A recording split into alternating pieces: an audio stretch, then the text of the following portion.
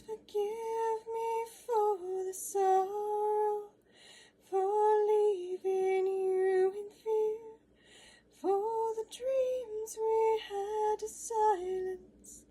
That's all there'll ever be.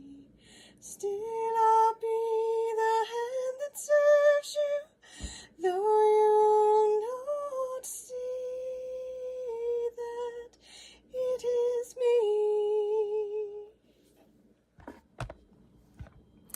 Hi, I am Lucky Ladybug, and that is a snippet from a favorite song of mine that is relevant to the video.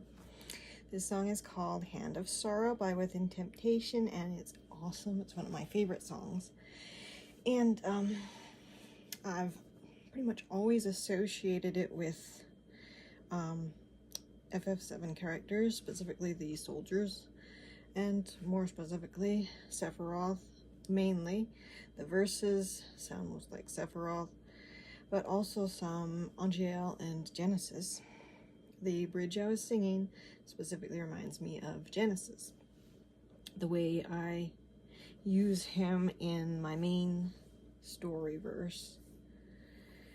I don't know, for some reason, it's always appealed to me to have like a redemption arc for a character where they're trying to help the characters they've hurt, but do it from the shadows.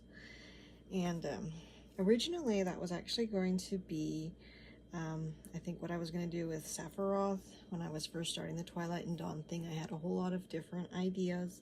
A lot of them didn't end up actually happening because I decided there were better ways to work it. But originally one of my ideas, long ago, like 19 years ago when I started the timeline, he was gonna, at one point in the first Twilight and Dawn story, the one actually called that, he was gonna leave because he was just so devastated by everything he'd done in his insanity, and he was gonna go off, train, get stronger, and then I think I was planning that he was gonna help from the shadows for a while. But I ended up not going with that for him and decided it was more interesting to do it with Genesis. That plus the fact that I didn't want poor Seph all alone and everything. But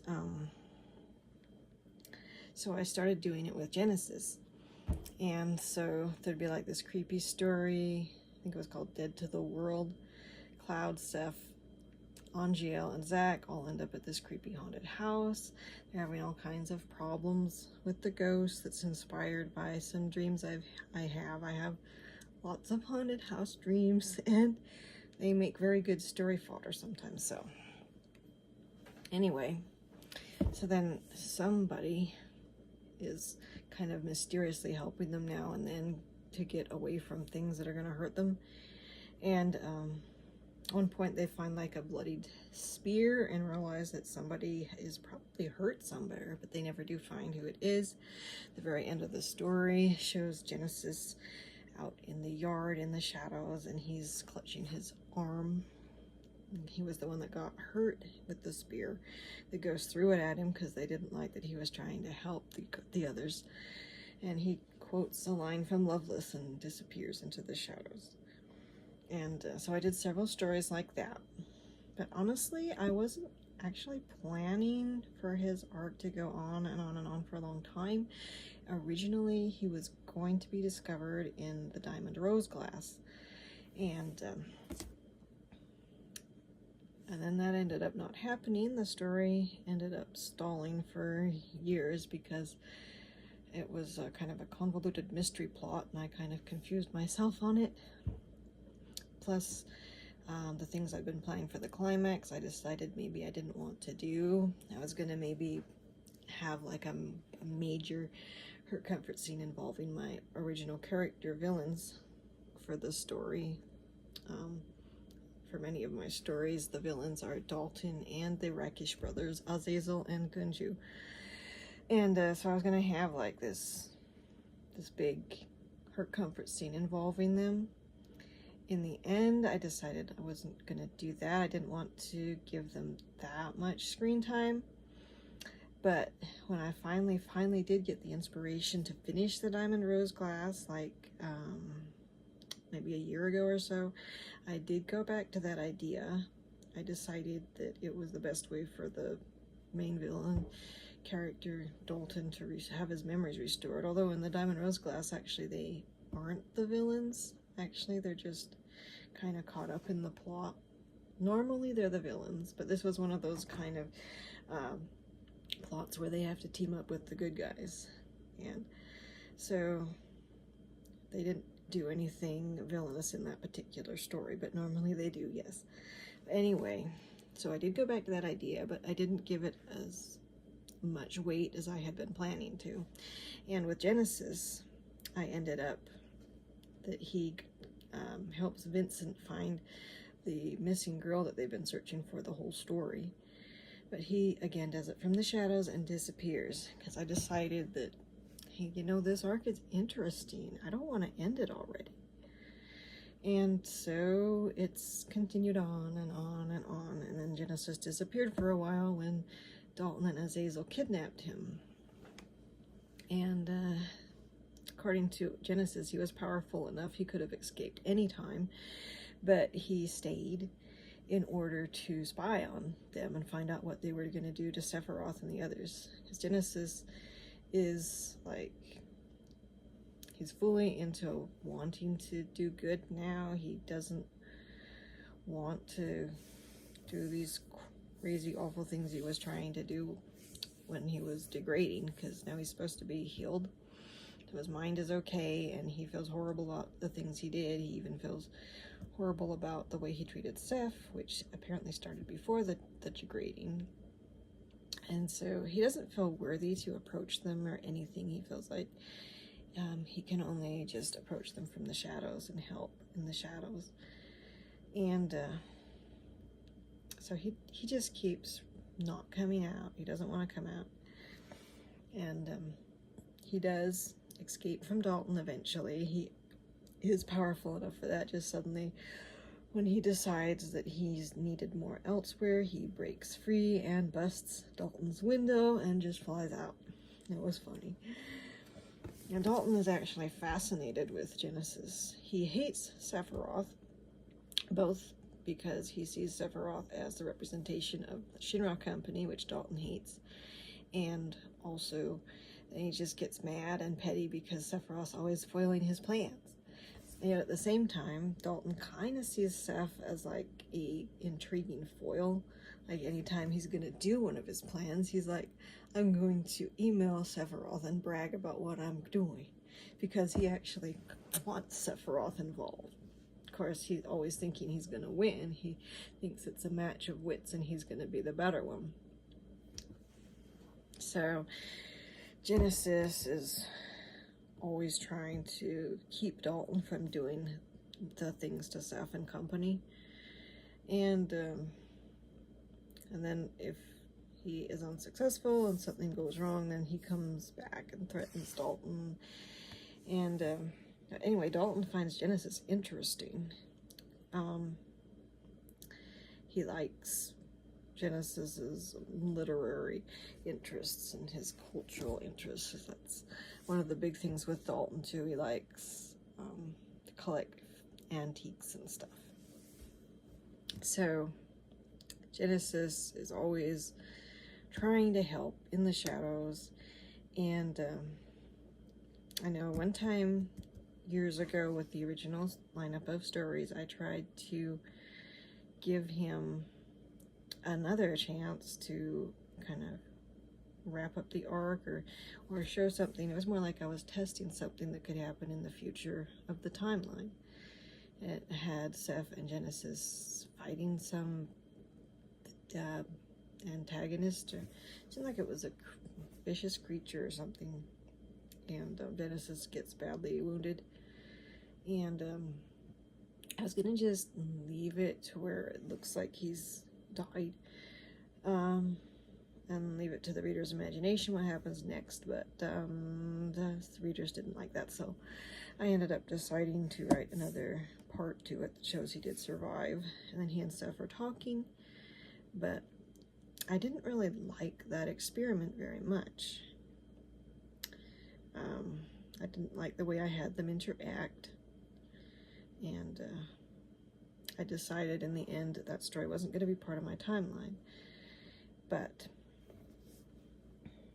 so for the new stories that I've been doing the last year and a half, I've continued the arc with Genesis in the Shadows, and I've also tried to continue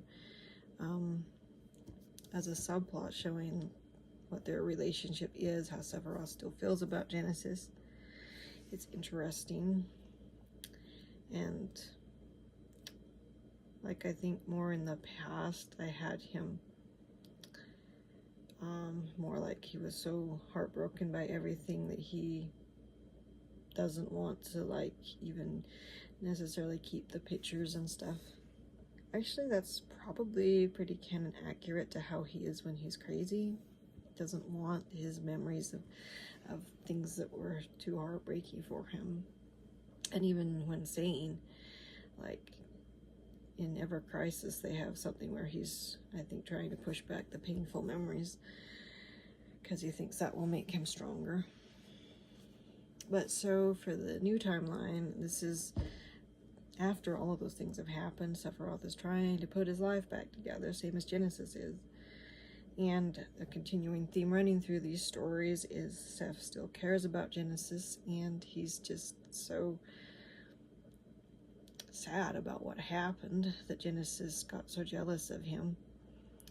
Even before the degrading, he doesn't really know where the degrading started and Genesis stopped. He doesn't know how much is him. And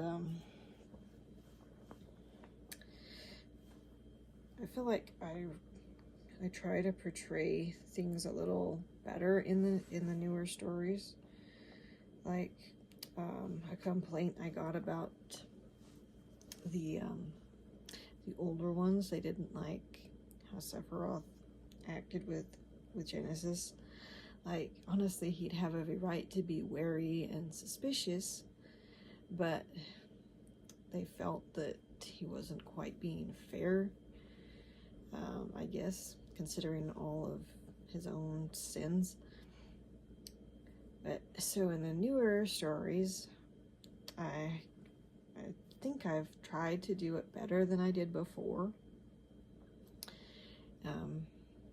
That he is, of course, wary still because he doesn't know if he can trust Genesis. They think he's been trying to help from the shadows, but they can never catch him and talk to him. Seph doesn't know if Genesis is still mad at him.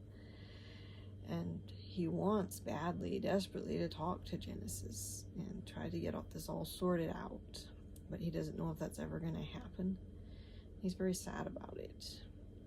And I think that angle might resonate more with people and hopefully make both Sephiroth and Genesis fans happy.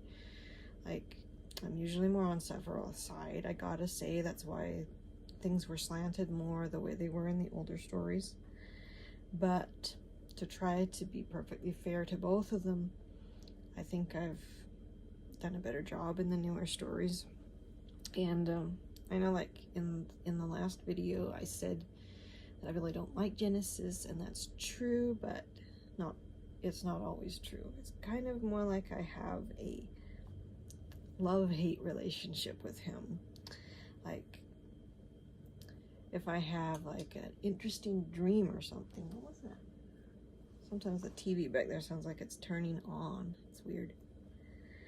But if I have an interesting dream about him, then sometimes I'll wake up and I'll want to explore him some more and do things with him. And that's what happened this week. Had an interesting dream, gave me some inspiration for the current multi-chapter I've been working on for Final Fantasy. And it's called By the Grace of the Fire and the Flames. And it involves Dalton and those guys again. And Genesis finally comes back into the picture. He's been mostly kind of in the shadows again, and I haven't really furthered his storyline for a while. But in this one, he finally comes back into it and finally they catch him. They talk to him. The most recent chapter I put up is mostly Sephiroth and Genesis interacting finally. But, you know, they still have a lot of pain and heartache to try to work out. Genesis did, in the stories, send Sephiroth a letter finally. He sent him, like a couple of magic objects they really needed to fight Dalton when he was trying to take over the Promised Land last year. Yes, I have it as an actual place, not just a metaphorical thing. But, so Genesis sent this letter and basically told Sephiroth how sorry he was for everything, and that he sees Sephiroth as the true hero, and he sees Sephiroth as a knight and a phoenix rising from his ashes into a new life. And Genesis says he will be the Ronin. He's just going to wander around. He doesn't plan to ever really come back. And Seph is really happy with that letter. He loves it, but he's still wanting to talk to Genesis. He doesn't want to leave things as they are. So finally, in this story, he's getting his chance, and they're finally talking. And so this story then is kind of the actual culmination of Genesis's storyline in this timeline. Now, I have most of chapter 5 written already, and I'm not gonna, of course, say what happens in it, because it has kind of the big climax battle with Dalton, although things aren't quite what they seem to be, because they're in this bizarre augmented reality world where Dalton's dreams are real. They're coming into the real world. It's this crazy technology that somebody infused with magic, and that's going to be important later, I think, when they try to find out who did this, because it causes a ton of trouble. So Seph and Genesis are trying to fight Dalton in this new chapter that I've almost got written, I think. And I'll probably post it in a day or two, maybe, if I find it's done. And what I'm not sure about is if I'm gonna like leave multiple things open in this story, or whether the only thing open is going to be who put the magic into this bizarre technology to make everything go haywire. And then there's some other things that could be unresolved in this story, unresolved in a later one. I'm not positive yet. If I say more, I will be revealing too much. But anyway, I'm just kind of excited that finally, after like 19 years, I've finally got Genesis's storyline to this point where he and Sephiroth finally actually meet at last under peaceful circumstances. Well, not peaceful, but circumstances where they can actually talk a little bit, and because it's the first time in the timeline at all, in any story that I consider part of the timeline, that they've been able to do that for real. There was one other time when Genesis showed up and he caused some problems because he said he wanted to duel Sephiroth, and he acted like he did at Nibelheim. But it was an act because Angiel was under Dalton's hypnotic control, and Genesis was trying to trigger Angiel being upset enough that he would follow the post-hypnotic suggestion, pick up the phone and call Dalton about it so everyone could see what was happening. And Genesis thought that would be the only way they could, you know, see firsthand what was happening to Angiel so they could fix it. But he got Zack really upset about it because that really devastated Sephiroth again.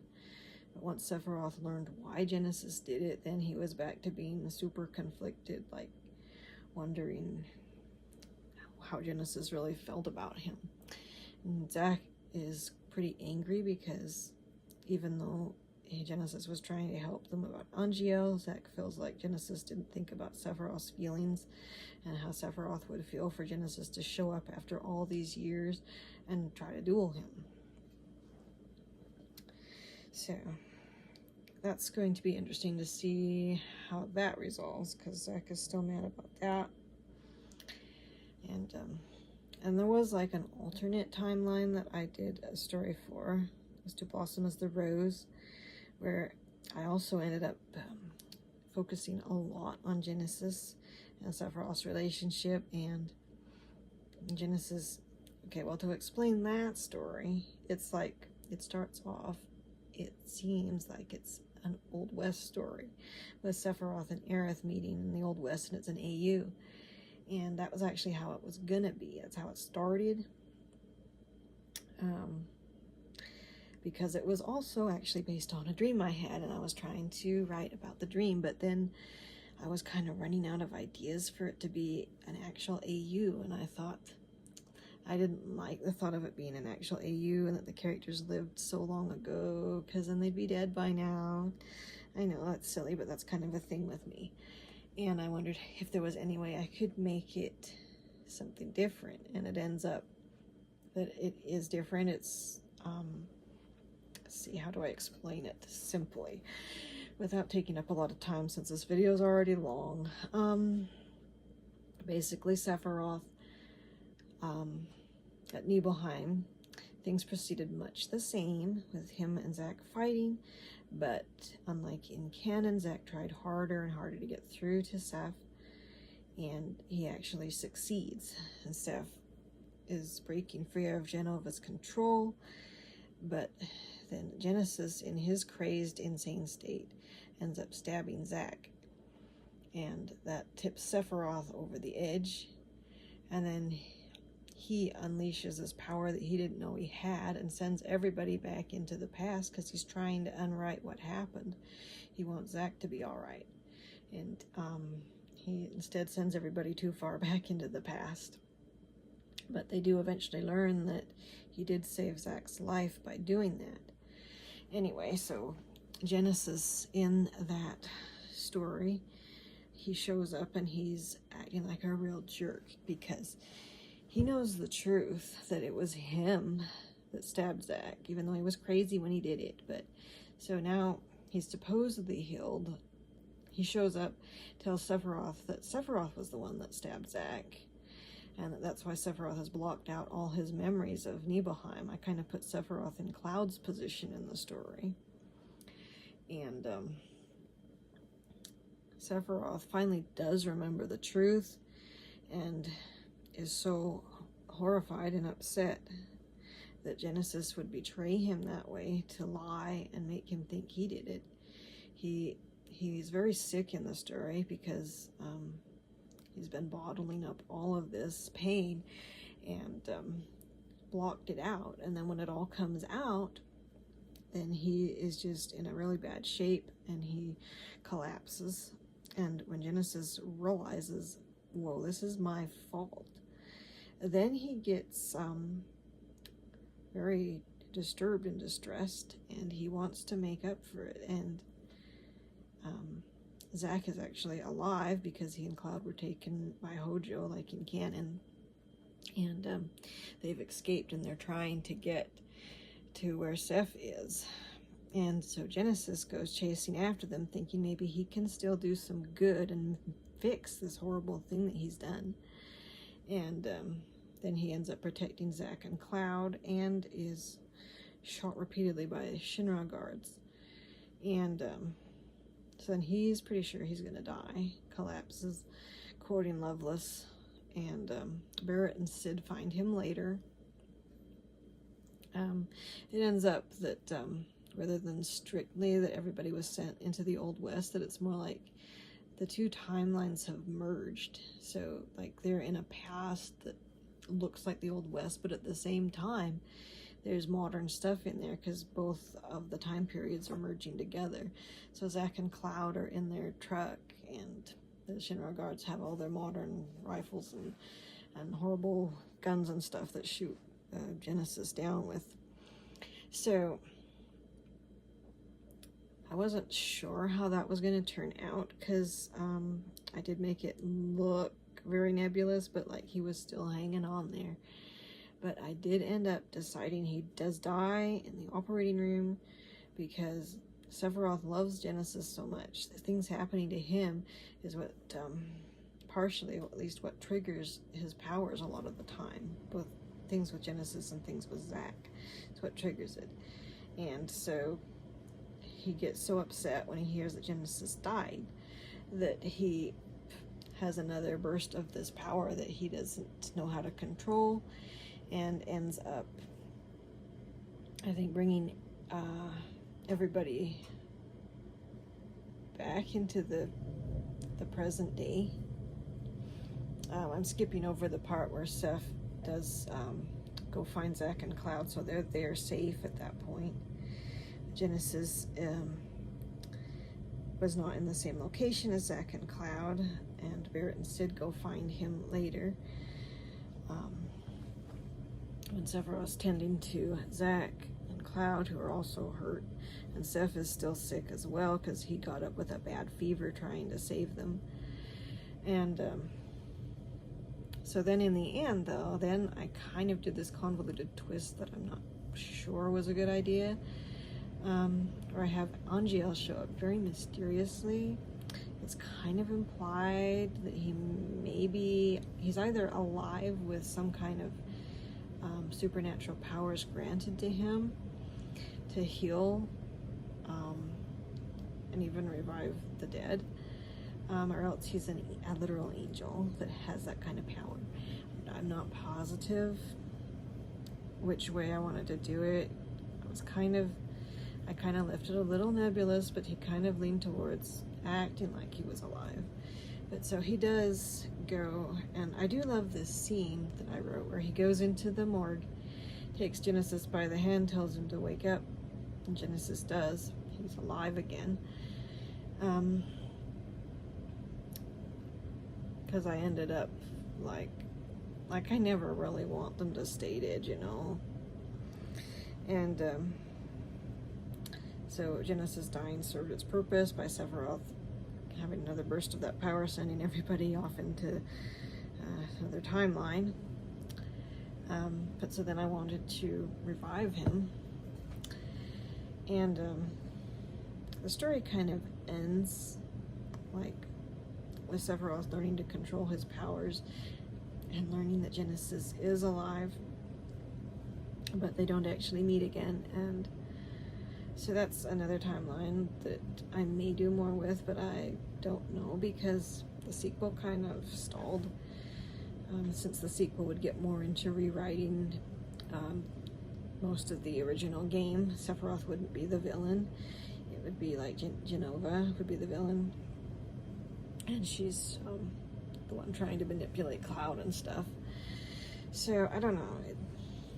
I know AUs can be fun, and for some reason To Blossom as the Rose worked for me, but usually I can't make myself write AUs very well because I keep wanting to instead work more with direct canon and what comes after canon.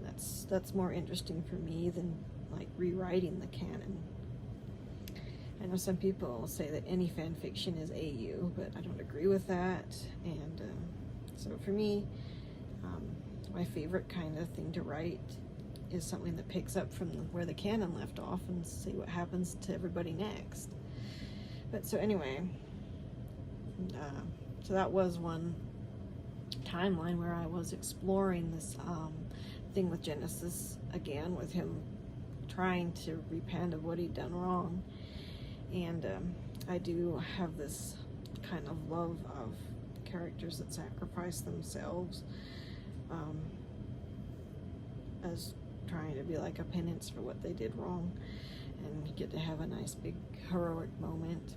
There's like, I like that kind of sacrifice, and then I also like the kind where characters think poorly of somebody and then the sacrifice makes them realize they were wrong about the person. That's kind of more the kind I would probably do with Sephiroth when he's trying so hard to repent of what he did when he was crazy.